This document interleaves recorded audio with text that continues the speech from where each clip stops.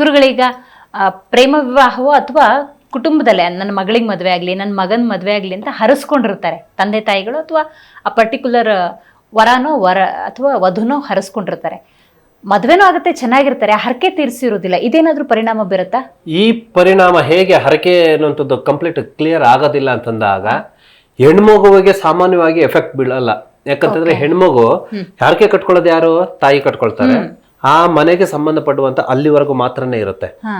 ಮನೆ ಕಂಕಣ ಭಾಗ್ಯ ಆದ ನಂತರ, ಯಾಕಂತಂದ್ರೆ ಕಂಕಣ ಭಾಗ್ಯ ಟೈಮ್ನಲ್ಲಿ ಸಪ್ತಪದಿ ತುಳಿಯೋ ಟೈಮ್ನಲ್ಲಿ ಗುರುಗಳು ಅಂದ್ರೆ ಪೂಜಾರಿ ಏನು ಐವರು ಏನೇ ಇರ್ತಾರೋ ಆವಾಗ ಮಂತ್ರೋಪದೇಶ ಅನ್ನುವಂಥದ್ದು ಕೊಟ್ಟು ಆಗಿ ತಾಲಿ ಕಟ್ಟಾದ ನಂತರ ಮುಂದೆ ಹೋಗೋ ಮನೆಗೆ ಅಲ್ಲಿವರೆಗೆ ಕ್ಯಾರಿ ಮಾಡಲ್ಲ ಯಾವುದು ಈ ಕರ್ಮದೋಷ ಮತ್ತು ಏನು ಮುಡುಪು ಅನ್ನುವಂಥದ್ದು ಇರುತ್ತೋ ಇದು ಹೆಣ್ಮಗುಗೆ ಕ್ಯಾರಿ ಮಾಡಲ್ಲ. ಬಟ್ ಗಂಡು ಮಗುವಿಗೆ ಅದಕ್ಕೆ ಹರಕೆ ತೀರ್ಕೊಳ್ಳೋವರೆಗೂ ಕೂಡ ಸಮಸ್ಯೆಗಳು ತಪ್ಪಿದ್ದಲ್ಲ. ಅಂದ್ರೆ ಯಾವುದೋ ಒಂದು ಸಂತಾನ ಭಾಗ್ಯದಲ್ಲಿ ಸಮಸ್ಯೆಗಳಾಗಿರ್ಬೋದು, ವ್ಯಾವಹಾರಿಕವಾದ ಜೀವನದಲ್ಲಿ ಸಮಸ್ಯೆಗಳಾಗಬಹುದು, ಅಥವಾ ಡೈವರ್ಸ್ಗೆ ಸಮಸ್ಯೆಗಳು ಕಂಡು ಬರಬಹುದು, ಮನೆ ಕುಟುಂಬದಲ್ಲಿ ಹೊಂದಾಣಿಕೆ ಇಲ್ಲದೆ ಇರಬಹುದು, ಮತ್ತು ಮನೆ ಕಟ್ಟೋಕೆ ಪಾಯ ಹಾಕಿರ್ತಾರೆ, ಎಷ್ಟು ವರ್ಷಗಳಾದ್ರೂ ಕೂಡ ಮನೆ ಕಟ್ಟಕ್ ಆಗದೇ ಇಲ್ಲ. ಈ ಸಮಸ್ಯೆನೂ ಕೂಡ ಮನೆ ಬಂದಂತಹ ಹೆಣ್ಮಗು ಎಷ್ಟರ ಮಟ್ಟಿಗೆ ನಾವು ಅದನ್ನ ಸ್ವೀಕರಿಸ್ತಾ ಇದ್ದೀವಿ ಅಂದ್ರೆ ನಾವು ನಮ್ಮ ಕಣ್ಣು ದೃಷ್ಟಿಯಲ್ಲಿ ನೋಡೋ ರೀತಿಯಲ್ಲಿ ನಮಗೆ ಎಲ್ಲಾ ರೀತಿಯಲ್ಲೂ ಕೂಡ ಚೆನ್ನಾಗೇ ಇದೀವಿ, ವೆಲ್ಕಮ್ ಮಾಡ್ಕೊಳ್ತೇವೆ. ಮತ್ತು ಭಗವಂತನ ದೃಷ್ಟಿನಲ್ಲಿ ನಾವು ಆಲ್ರೆಡಿ ಕರ್ಮ ಹೊತ್ಕೊಂಡು ಅಂತಂದ್ರೆ ಅದನ್ನ ನಾವು ಆ ಪರಿಹಾರ ಮಾಡ್ಕೊಳ್ದಿರಾನೆ, ಏನು ಮುಡುಪು ಅನ್ನುವಂಥದ್ದು ಇರುತ್ತೋ ಹರಕೆ ಅನ್ನುವಂಥದ್ದು ಇರುತ್ತೋ ನಾನು ಪರಿಹಾರ ಮಾಡ್ಕೊಳ್ದಿರಾನೆ ನಾನು ಎಷ್ಟೇ ಅದ್ಭೂರಿಯಾಗಿ ವೆಲ್ಕಮ್ ಮಾಡ್ಕೊಂಡ್ರು ಕೂಡ ನಮಗದು ಸ್ಟ್ರೆಂತ್ ಇರೋದಿಲ್ಲ, ನಮಗದು ಫಲ ಅನ್ನುವಂಥದ್ದು ಕೊಡೋದಿಲ್ಲ. ಆದ ಕಾರಣದಿಂದ ಯಾವುದೇ ಕೆಲವ್ರು ಏನ್ ಮಾಡ್ತಾರೆ, ಗುರುಗಳೇ ನಾವು ಮರ್ತೇ ಹೋಗ್ಬಿಟ್ಟಿದ್ದೇವೆ, ಹರಕೆ ಏನೋದಿತ್ತು ನಮ್ಮಮ್ಮ ಮಾಡ್ಕೊಂಡಿದಾರೋ, ಅಪ್ಪ ಮಾಡ್ಕೊಂಡಿದಾರೋ, ಅಜ್ಜಿ ಮಾಡ್ಕೊಂಡಿದಾರೋ ಗೊತ್ತಿಲ್ಲ, ನಾವು ಮಾಡ್ಕೊಂಡಿದೀವಿ, ಮರ್ತೋಗಿಟ್ಟಿದೀವಿ ಅನ್ನೋರಿಗೆ ಹರಕೆ ಅನ್ನುವಂಥದ್ದು ಸ್ವಯಂ ಮತ್ತೆ ಮಾಡ್ಕೋಬೇಕು ಅಂದ್ರೆ ಮರ್ತೋಗಿರ್ತೀವಲ್ಲ, ಮರ್ತೋಗಿದ್ದೀವಿ ಗೊತ್ತಿಲ್ಲ, ಅಥವಾ ಅಪ್ಪ ಅಮ್ಮ ಯಾರಾದ್ರೂ ಮಾಡ್ಕೊಂಡಿದ್ರೇನೋ ಅವರು ಇಲ್ಲ, ಇವಾಗ ನಾವ್ ಕೇಳೋಕ್ಕೂ ಆಗೋದಿಲ್ಲ, ಗೊತ್ತಿಲ್ಲ ನಮಗೆ ಅಂತ ಮಾಹಿತಿ ಇರೋದಿಲ್ಲ ಅಂತವ್ರಿಗೆ ಹರಕೆ ಮಾಡ್ಕೊಳ್ಳಿ. ಹರಕೆ ನಿಮ್ಮ ಶಕ್ತಿ ಅನುಸಾರ ಎಷ್ಟು ಕುಲದೇವರಿಗೆ ಏನು ಹರಕೆ ಅಂತಂದ್ರೆ ಏನ್ ದೊಡ್ಡದಾಗಿ ಒಂದು ಮಾಡ್ಬೇಕು ಅಂತ ಏನಿಲ್ಲ. ಒಬ್ರಿಗೊಂದು 10 ಜನಕ್ಕೆ ಒಂದು ಭಗವಂತನಿಗೆ ಪ್ರಸಾದದ ರೂಪದಲ್ಲಿ ಅನ್ನದ ಸಂತರ್ಪಣೆ ಮಾಡಿದ್ರು ಕೂಡ ಅದು ಕೂಡ ಹರಕೆನೆ.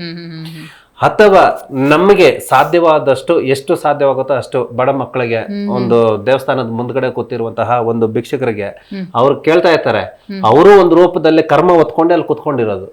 ನಮ್ಮ ಕರ್ಮನ ಕಳಿಬೇಕು ಅಂತಂದ್ರೆ ಭಗವಂತನಿಗೆ ಹೋಗಿ ಒಳಗಡೆ ಹೋಗಿ ಭಗವಂತನಿಗೆ, ಭಗವಂತ ನನಗೆ ಇದು ಬೇಕು ಅದು ಬೇಕು ಅನ್ನೋದು ಕೇಳೋದಕ್ಕಿಂತ ನನಗೆ ಇಷ್ಟಾದ್ರೂ ಕೊಟ್ಟಿದೆಯಲ್ಲ ತಗೋ, ನನ್ನಿಂದ ನಿನಗಾದ್ರೂ ಸ್ವಲ್ಪ ನಿನ್ ಚೆನ್ನಾಗಿರೋ ಅಂತ ಅನ್ಬಿಟ್ಟು ನಿಷ್ಕಲ್ಮಶವಾದ ಮನಸ್ಸಿನಿಂದ ಆ ಭಿಕ್ಷಕರಿಗೆ ಆಗ್ಲಿ, ಹೊರಗಡೆ ಅನ್ನದಾನ ಅನ್ನುವಂತ ಮಾಡುವಂತದ್ದಾಗ್ಲಿ, ಅಥವಾ ಯಾವುದೇ ಒಂದು ವೃದ್ಧಾಶ್ರಮಗಳಿಗೆ, ಆಶ್ರಮಗಳಿಗೆ, ಅಥವಾ ಆಶ್ರಮಗಳಿಗೂ ಹೋಗೋದೇ ಬೇಡ, ನಮ್ಮ ಮನೆಯ ಸುತ್ತಮುತ್ತಲ ಅಕ್ಕಪಕ್ಕದಲ್ಲಿ ಯಾರು ಕಷ್ಟದಿಂದ ಇರ್ತಾರೆ ಅನ್ನೋದು ನಮ್ ಕಣ್ಣಾರೆ ನೋಡ್ತಾ ಇರ್ತೀವಿ.